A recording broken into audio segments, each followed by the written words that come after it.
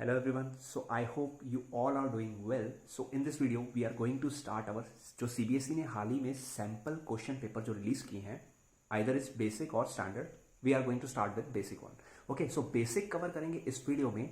और बेसिक में हम लोग क्या करेंगे, क्योंकि वीडियो बोरिंग ना हो जाए और क्वाइट लेंथी ना बन जाए, इसलिए हम उसके लिए क्या करेंगे, इस डिवाइडेड को I have further divided into 4 parts. Okay, 3 to 4 parts I am going to make and this is your part number 1 in which we are going to cover our 20 MCQs. जो आपके फर्स्ट 20 MCQs होते हैं उन्हें हम यहाँ पे cover करेंगे. Okay, so get through this video. और अगर आपको वीडियो अच्छा लगा तो वीडियो को लाइक करें, अपने फ्रेंड्स के साथ शेयर करें ताकि उन्हें भी थोड़ी हेल्प मिले.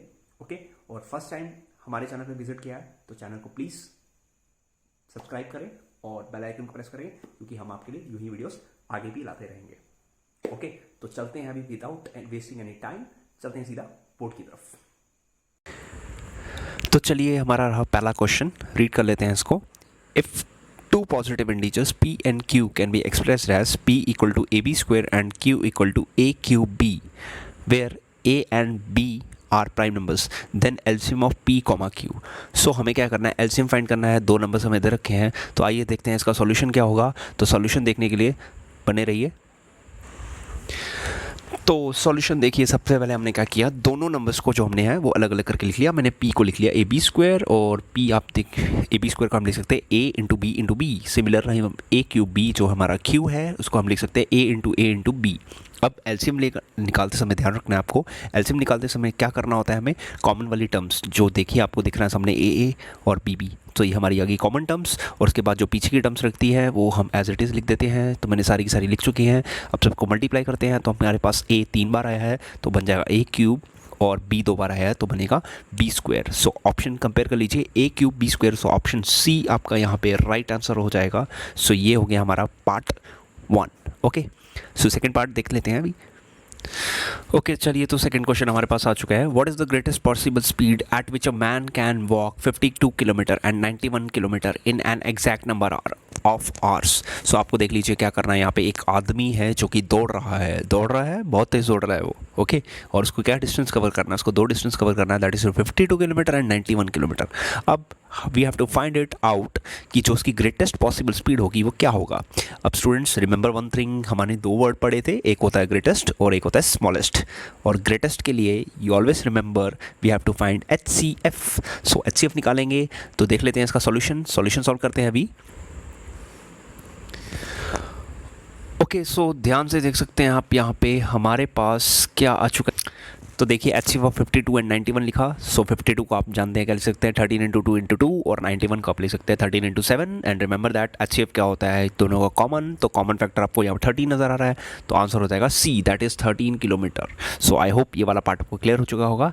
तो बढ़ते हैं अपने नेक्स्ट क्वेश्चन की तरफ. ओके, सो बढ़ते हैं क्वेश्चन नंबर 3 की तरफ. तो क्वेश्चन नंबर 3 आपके सामने स्क्रीन पे ये रहा. तो हमारे पास यहाँ पे आता है, if 1/0 of the quadratic polynomial that is x square plus 3x plus k is 2, then the value of k is. सो हमें क्या करना है, k की वैल्यू फाइंड करनी है और गिवन क्या दे रखा है, जो हमारी गिवन क्वाड्रेटिक इक्वेशन है उसका 1/0 हमारे पास 2 आ चुका है. तो देख लेते हैं इसका सॉल्यूशन कैसा होता है हमारे पास सॉल्यूशन इसका. ओके, तो सॉल्यूशन में देख सकते हैं हमारे पास पॉलिनोमियल दे रखा है p ऑफ x, जो कि है x square plus 3x plus k.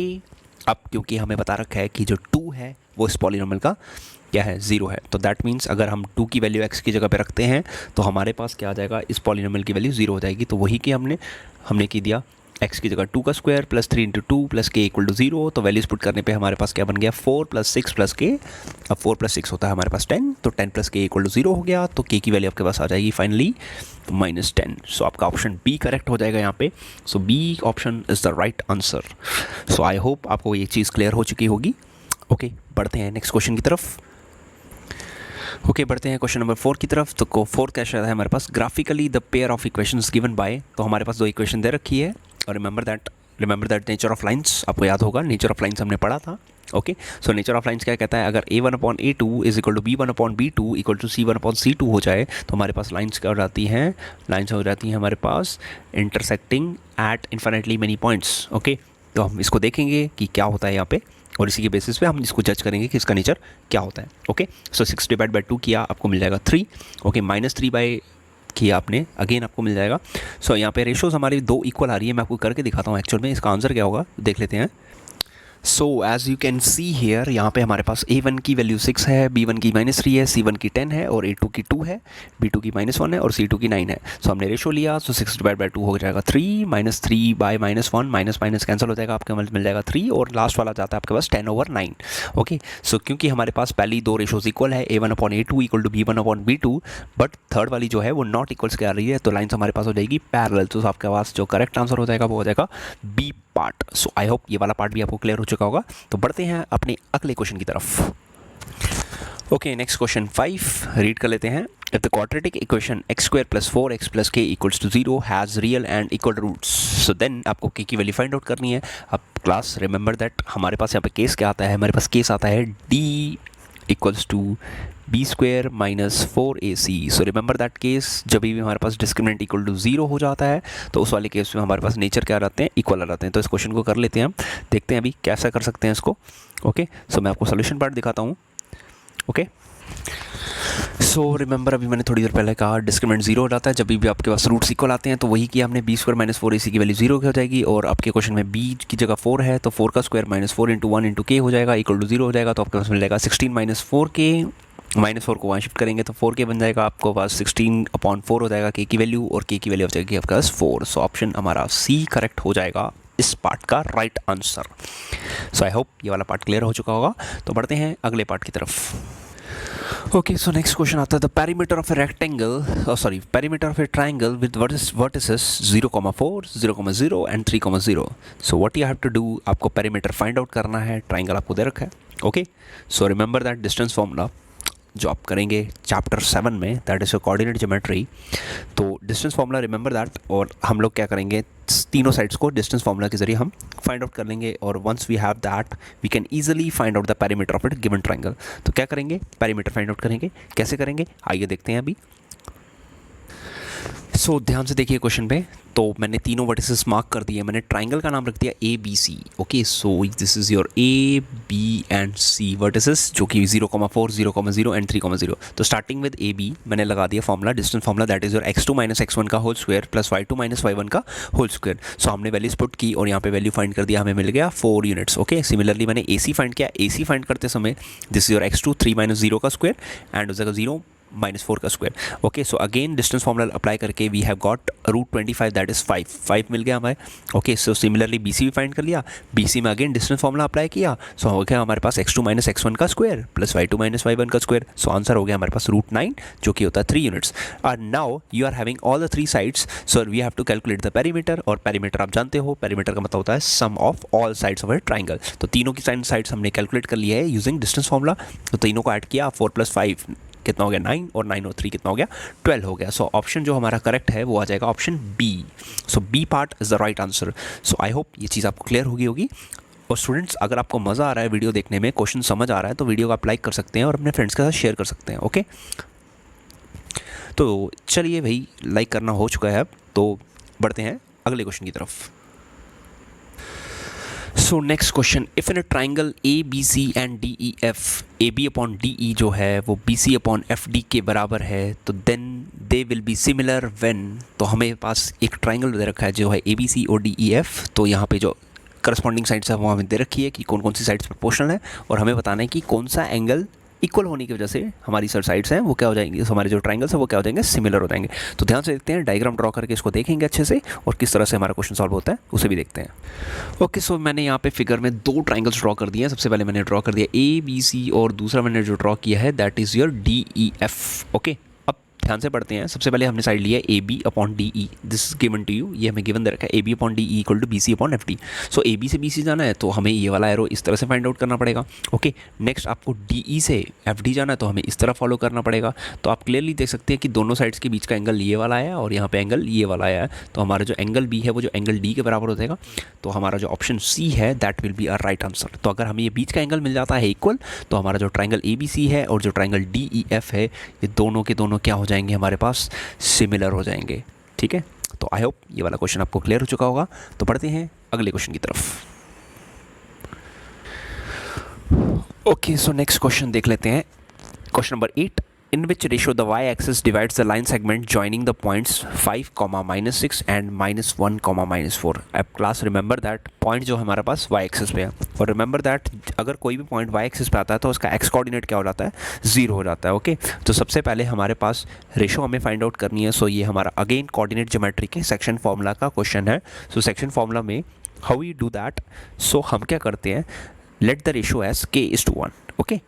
Okay, so as I told you हमें रेशो क्या लेनी पड़ेगी. रेशो हमने ले लिया, this is question number your 8th question number है ये. ओके, सो हमने रेशो ले ली है k:1. ओके, और पॉइंट क्योंकि y एक्सिस पे लाई कर रहा है तो पॉइंट हमने क्या ले लिया, 0, ले लिया. Okay, clear. अब हमें सेक्शन फॉर्मूला ये रिमेंबर दैट, तो हमारा पास होता है m × x2 plus n × x1 divided by m plus n. तो m की वैल्यू यहाँ पे k है और n की वैल्यू 1 है. तो हम लोग कौन सा यूज़ करेंगे, यहाँ पे 0 वाला कोऑर्डिनेट यूज़ करते हैं, क्योंकि 0 लेने से हमारे पास इक्वेशन ईजी हो जाएगी. तो हमने cx लिया, cx means x coordinate of point c. तो एक्स कोऑर्डिनेट पॉइंट हमारे पास 0 है, तो हमने सेक्शन फॉर्मूला अप्लाई किया. यहाँ से k+1 0 के साथ मल्टीप्लाई करके 0 बन जाएगा, तो माइनस के को वहाँ शिफ्ट किया तो प्लस हो जाएगा. तो आपके पास k की वैल्यू होगी 5, तो रेशो हमारी बन जाएगी 5:1. तो आपका जो आंसर है वो हो जाएगा part B is your right answer of this question. So I hope ये चीज़ आपको क्लियर हो चुकी होगी. स्टूडेंट्स मेक श्योर करिएगा, इसको साथ साथ में लिखते जाइएगा ताकि आपके नोट्स बनते जाएँ और आपको साथ में क्लियर भी होते जाए कि एक्चुअल में ये स्टेप आपका किस तरह से हुआ था. ओके, सो चलो बढ़ते हैं अगले क्वेश्चन की तरफ. Okay, so next is question number 9. Figure दे रखी है, फिगर में क्या करना है, you have to find out angle OAP. So again एक सिंपल क्वेश्चन है, तो देखते हैं इसे कैसे सॉल्व करते हैं. सो देखिए मैंने फिगर ड्रॉ कर दिया यहाँ पे, और आप देख सकते हैं यहाँ पे जो एंगल है, angle that is your 50 degree. Angle हमें दे रखा है 50 डिग्री. ओके, अब रिमेंबर दैट ये जो PA और जो PB हैं ये क्या बन रहे हैं हमारे पास, ये बन रहे हैं टेंजेंट. और रिमेंबर दैट ये जो पॉइंट A है, जो पॉइंट B है, ये क्या बन जाएंगे हमारे पास, पॉइंट ऑफ कॉन्टैक्ट.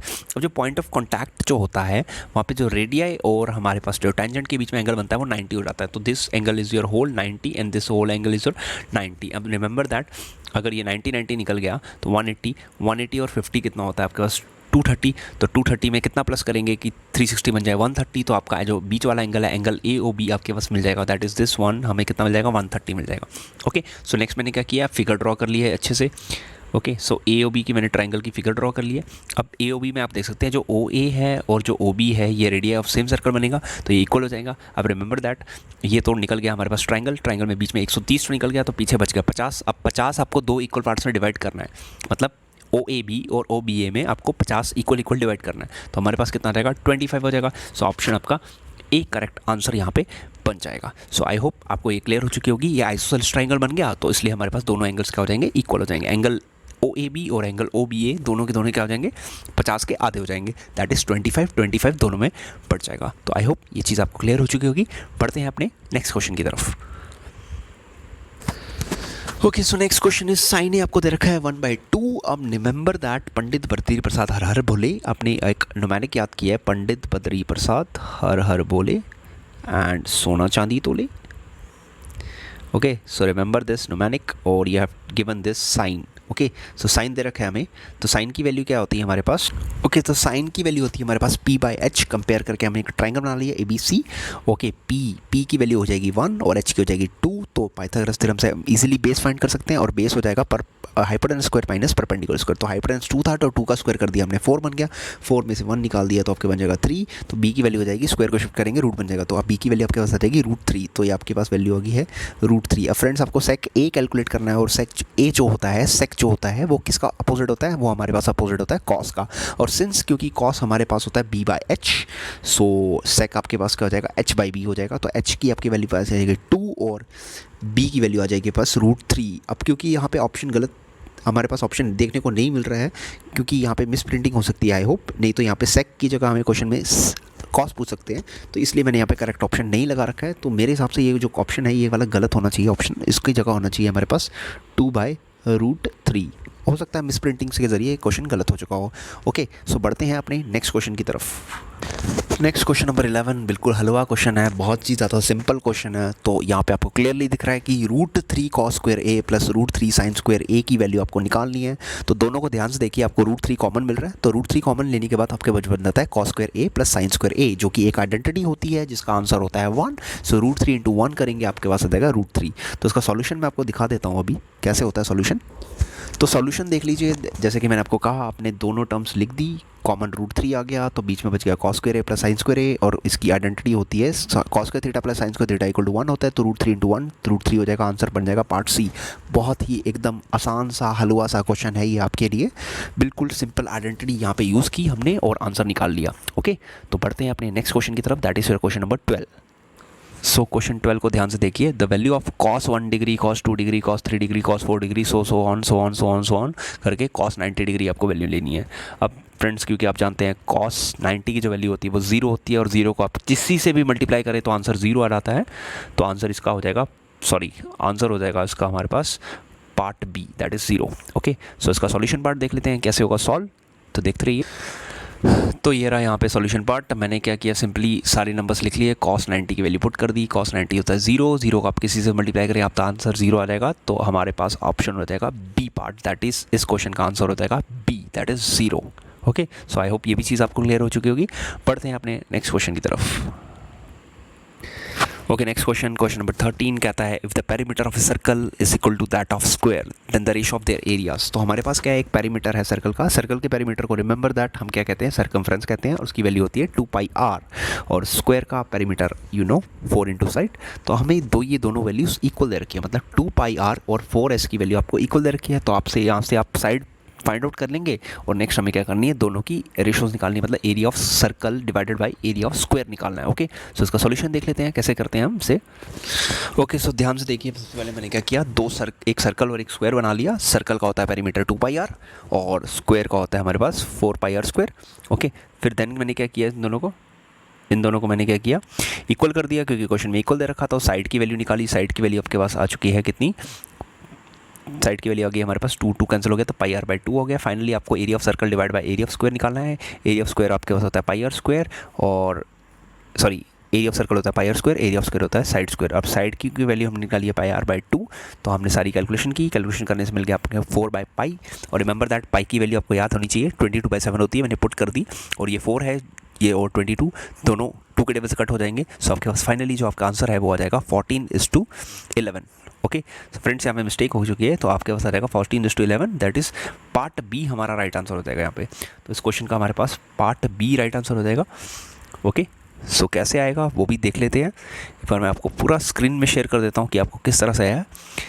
ओके, तो इसका कंप्लीट सॉल्यूशन आपकी स्क्रीन पे ये रहा, आप देख सकते हैं इसे अच्छे से। तो आपका जो आंसर है वो 14:11 हो जाएगा। ओके, ठीक है, तो बी पार्ट आपका राइट आंसर हो जाएगा, आप नोट कर लीजिए इसे। ओके, तो पढ़ते हैं अपने नेक्स्ट क्वेश्चन की तरफ, that is your question number 14।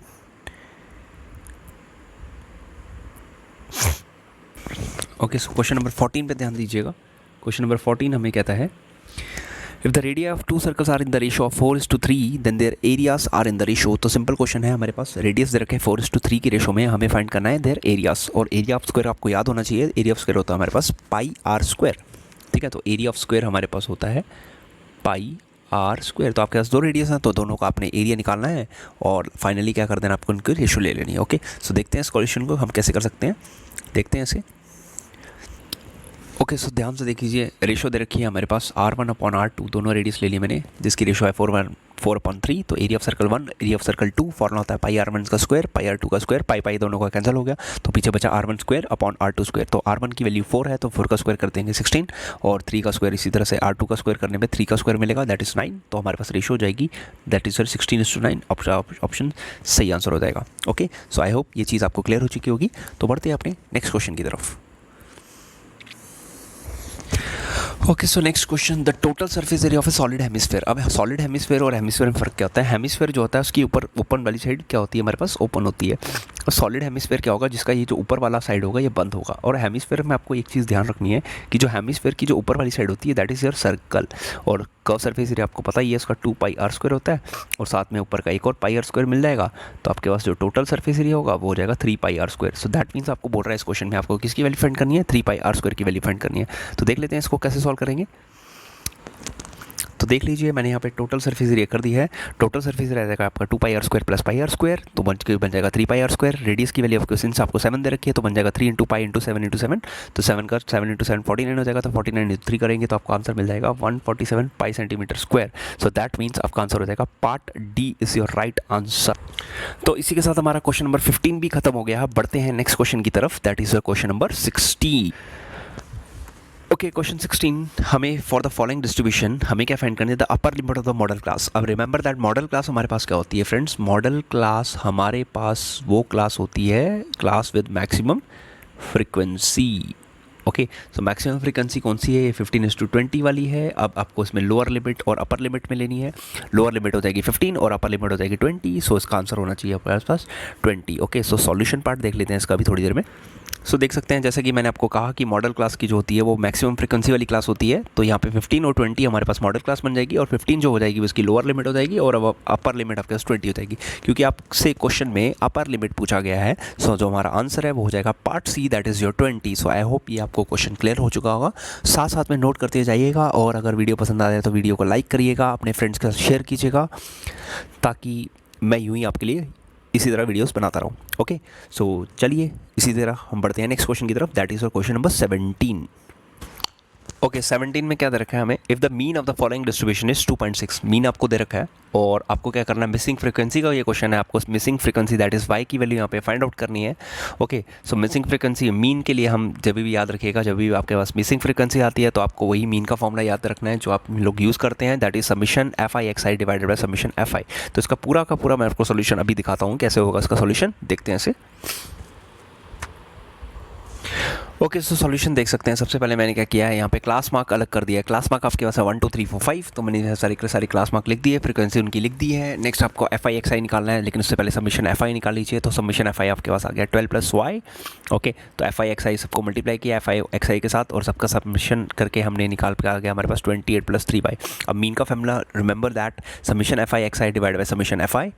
Okay, तो हमारे पास यहाँ पे वैल्यू सारी की सारी मैंने सब्स्टिट्यूट कर दी है यहाँ पे values. Okay, so value substitute करने पे आपका आ गया 2.6, जो कि मीन आपको दे रखा था क्वेश्चन में। सो ओके, सो मीन आपके पास 2.6 था यहाँ पे। ओके, तो मीन था आपके पास 2.6, वैल्यूज पुट कर दी।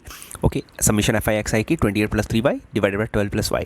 ओके, क्रॉस मल्टीप्लाई किया 2.6 × 12 + y इक्वल्स टू 28 + 3y हो गया। 2.6 को मल्टीप्लाई किया 12 से मिल जाएगा आपको 31.2 + 2.6y equals to 28 + 3y। y वाली टर्म्स को एक साइड कर लिया हमने, y 3y - 2.6y हो जाएगा, और यहाँ पे हो जाएगा 31.2 - 28, तो आपके पास आ जाएगा 3.2 equals to 0.4y।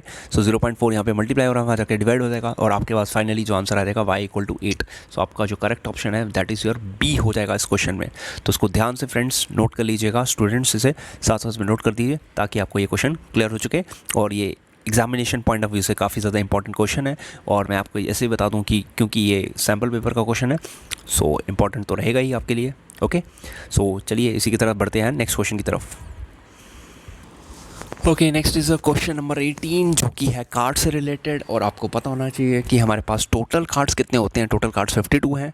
From a card is selected at random from a well shuffle of 52 cards. The probability of its being a red face card. अब फेस कार्ड आपके पास कौन से होते हैं फ्रेंड्स, रिमेंबर दैट स्टूडेंट्स, आपको remember करना है face card कौन से होते हैं जिनके ऊपर फेस बना होता है, और आपके पास ये होते हैं जैक, क्वीन और किंग। तो टोटल आपके पास 3 करके आपके पास हार्ट के 3 होते हैं। ओके, तो डायमंड के 3 हो जाएंगे, हार्ट के 3 हो जाएंगे। ओके, देन आपके पास स्पेड के 3 हो जाएंगे, और देन आपके पास क्लब के 3 हो जाएंगे। तो टोटल आपके पास कितने होते हैं, टोटल फेस कार्ड होते हैं आपके पास 12। ओके, 12 में से ब्लैक वाले कितने होंगे, 6 होंगे, और रेड वाले कितने होंगे, 6। और हमें कौन से पूछे, हमें रेड वाले पूछा हुआ है, तो हमारे पास आ जाएगी probability of red face card. तो रेड वाले फेस कार्ड हो जाएंगे आपके पास, रेड वाले फेस कार्ड कितने हो जाएंगे आपके पास 6, और डिवाइड बाय टोटल होता है 52। तो इसको डिवाइड करते हैं, 2 के डबल से कटता है, 2 3 और 2 26। तो आपका जो ऑप्शन है that is your option A हो जाएगा हमारे पास यहाँ पे करेक्ट ऑप्शन। ठीक है, तो ये वाला आपका राइट आंसर है। ओके, 3/26। तो इसका सॉल्यूशन पार्ट भी मैं आपको दिखा देता हूँ अभी कैसे होगा इसका सॉल्यूशन, जो कि आपको अच्छे से नज़र आएगा। तो देख लीजिए फेस कार्ड्स मैंने आपको बताया, जैक, क्वीन और किंग फेस कार्ड होते हैं, तो उसमें से ब्लैक होते हैं 6, रेड होते हैं 6, तो रेड फेस कार्ड चाहिए, तो रेड फेस कार्ड हो गया 6 डिवाइड बाय टोटल होते हैं 52, आपके पास आ जाएगा answer 3/26, that is option A. Okay, so next के 2 क्वेश्चन जो आपके एमसीक्यू के हैं, that is based on assertion and reasoning, उसको ध्यान से देखिएगा, कैसे सॉल्व करते हैं उसे वो भी आप पहचानिएगा। Okay, so assertion and reason में क्या होता है, आपके पास 2 स्टेटमेंट्स है, आपको असर्शन पढ़ना है और देन उसका रीज़न पढ़ना है। अगर आपकी असर्शन ठीक रहती है और रीज़न भी ठीक रहती है और रीज़न जो है वो करेक्ट एक्सप्लेनेशन आती है असर्शन की, तो आपको पार्ट ए अपना मार्क कर देना है एज अ राइट आंसर। अगर असर्शन दोनों ठीक है, इंडिविजुअली ठीक है, बट एक्सप्लेनेशन ठीक नहीं है उसका, तो आपको ऑप्शन बी सेलेक्ट कर लेना है। और इसी तरह सी आपको तभी सेलेक्ट करना है जब आपकी असर्शन ठीक है बट रीज़न गलत है, और फोर्थ आपको तब सेलेक्ट करना है जब आपकी असर्शन फॉल्स है बट रीज़न आपका ट्रू है। तो सबसे पहले हम पढ़ लेते हैं, if HCF of 510 and 92 is 2, then the LCM of 510 and 92 is 32460। Okay, सो इस स्टेटमेंट को ध्यान से देख लेते हैं। रीज़न इसका बोला हुआ है HCF into LCM equal to product of 2 numbers, that is right, हमें मालूम है ये। तो हमारी फर्स्ट यूनिट की क्या है, हमारे पास एक तरह से आप कह सकते हैं थ्योरम है। ओके, सो इसको पढ़ लेते हैं हम। ओके, इसको मतलब इसको सॉल्व करके देखते हैं कि क्या इसमें आंसर आता है। मैं आपको सॉल्यूशन दिखाता हूँ।